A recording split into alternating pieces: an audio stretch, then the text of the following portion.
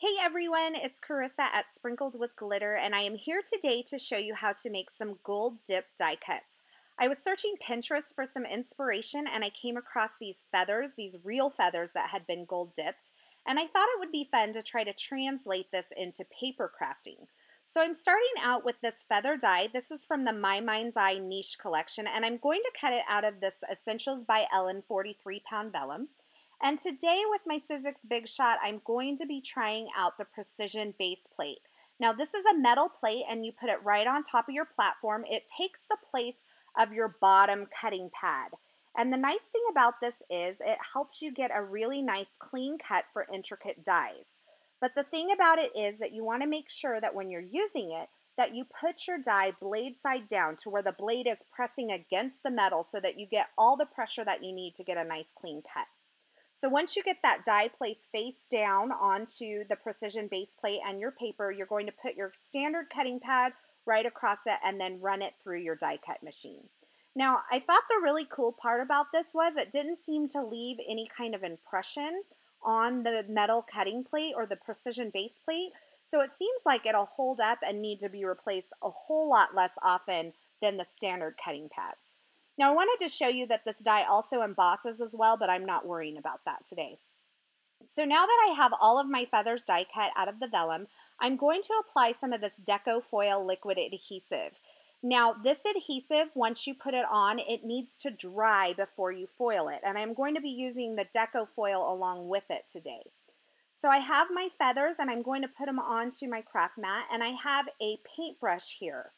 And I'm just going to be painting on that liquid adhesive. And I've chosen one that kind of fans out and isn't quite as dense on the ends because I really want to see the brush strokes in this adhesive when I put it on. Now to keep my feathers in place while I'm working, I just put a little bit of Post-it tape on the top of them to hold them in place. And then I'm going to squeeze out a little bit of this liquid adhesive and then brush it on using my paintbrush. Now I'm just applying it to the bottom, maybe third of these feathers, and I'm making sure that I am not creating like one thick, solid, dense line across the top where I stop. So it has a lot of brush strokes in it. It's almost like a dry brush effect where you just get a little bit of the adhesive. It's not solidly covered. There are some gaps in it, but that's okay because I really wanted that brush stroke look. Now this was so easy, I decided to go ahead and do all 6 of them while I was doing it, and you can see they've curled up there on the bottom. As they dried a little bit more, they kind of flattened back out a little bit, but they still did have some curl. So once you get the foil adhered, if you wanted to put them in a book or something to flatten them out, you could. So while that adhesive dries on my feathers, I am going to use this Lawn Fawn stitched rectangle die to create a card front. Now I have my small and my large set both in the same envelope here, but this is the largest rectangle from the small set, and this is going to just create a nice stitched border on my card front. Now I wanted to show you here the precision base plate. When you use it, you do lose your magnetic platform. It doesn't have that magnetism anymore. So if you're worried about it staying in place, you may want to just use your standard cutting pads. And also when I ran this die through, you saw me stop there because there was a lot of resistance and I did not want to take the chance. So I went ahead and ran this particular die through using my standard cutting pads. Now that I have that stitch rectangle cut out, I am going to use a nesting circle die from We Are Memory Keepers and cut a circle window into the front of my card front. And then I've got my card base here. It's kind of hard to see there, but I have the card front layered on top of the card base, and I've just nested that circle right back into the window that I just cut, and I'm going to now cut this circle out of my card base as well, so that when I place one on top of the other, the windows will line up perfectly with each other because I'm going to be putting a little bit of acetate in here. So you can see once I pop this out, my card front is intact as well as my card base, and now I have the windows that line up exactly with each other. Now in this window, I thought it would be fun to use some of this We Are Memory Keepers clearly bold striped acetate. I am really loving this stuff, and so I've just cut a little scrap here and I'm adhering it with a little bit of liquid adhesive to my card base. And I'm putting these stripes to where they're at an angle across that window there. I just thought it would be something a little fun. So now that my adhesive is dry, and I know it's dry because I'm touching it on the craft mat, I can bring my feathers back in and then add the foiling to it. Now you want to make sure that this adhesive dries before you do this step, so that's really important.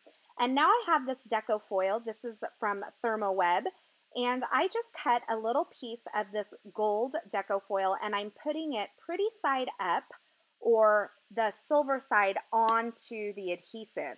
And I'm just pressing that foil onto that dried adhesive that's already there. And you can see that when I lift up, I've transferred that foil onto that feather. Now, when you go over these, you might find that there's some areas that you missed, and that's okay. You can take the foil right back to it. Now, my areas that I had missed were actually because the glue wasn't in those spots, not because I wasn't burnishing it well enough. So here I'm burnishing it with my fingers, but I wanted to see what would happen if I burnished it on there using my Teflon bone folder. And I found that when I did this, it actually changed the texture of the foil completely. So instead of it being this really nice, smooth foil finish, it almost had like a gold leaf effect instead. So there was a lot more texture, and it was almost a little bit more dull looking. So they're both ways that you can try to use this and see which one you like better. So you can see the grouping of feathers here that I'm placing on the left. I just burnished on with my fingertip, or my finger pad, not my fingernail, but the pad of my finger. And it's got that nice smooth foiled look. And these on the right, I burnished with the Teflon bone folder, and it has that gold leaf look with a lot more texture to it. So you can figure out what you like. For my card project, I went ahead and chose the ones that are nice, smooth gold foil finished, and I created a little grouping of 3 feathers, and I'm going to tie them together using a little bit of this DMC gold thread. And because this thread is a little bit hard to tie, I used my EK Success tweezers to hold it in place while I tied my bow. And to keep that bow from shifting around too much, I went ahead and squeezed a little matte medium behind there and set a block on top of it to let it dry so that my bow wouldn't come undone. For my greeting, I'm going to use this Hello Gorgeous stamp set. This is from the Essentials by Ellen line, and I'm going to use the words Hello Gorgeous. Fitting, huh? And I'm going to arrange them on my block, and before I stamp it onto my card project, I want to make sure I have it arranged exactly how I want it. And once I get it perfect, then I'm going to ink it up in the VersaFine Black Onyx ink and stamp it onto my card front. Now, I have a piece of fun foam that's sitting behind this, so there's going to be a little dimension. You can kind of see it there. And I'm adding my card front with just a little bit of tape runner adhesive. And because I didn't want to smudge my sentiment that I just stamped, I went ahead and laid a piece of scrap paper over the top to press it down. Now my feather grouping, I'm just going to adhere over that window, kind of to the left side of that window, and I'm adhering that on with a little bit of the multi-medium, and I used my tweezers to position it to make sure that I got it exactly where I wanted it. And I'm using just a little bit more of that multi-medium in the matte finish to adhere some pretty pink posh sparkling clear sequins. And I used a mixture of the 4mm and the 6mm sequins just to give it a little bit more shine. And you can see this is my finished card project, those beautiful gold dip die cuts. And I wanted to show you up close the difference in these feathers. So these are the feathers that I use the Teflon bone folder, and you can see all that texture and kind of almost a more dull finish. And then these are the ones that I just pushed on or pressed on the foil using my finger pad, and you get that really smooth, shiny gold foil effect. As always, all the products are linked over at my blog at sprinkledwithglitter.com, as well as in the description at YouTube. Thanks for stopping by today. If you enjoyed this video, please give it a thumbs up, and I hope you have a fabulous day.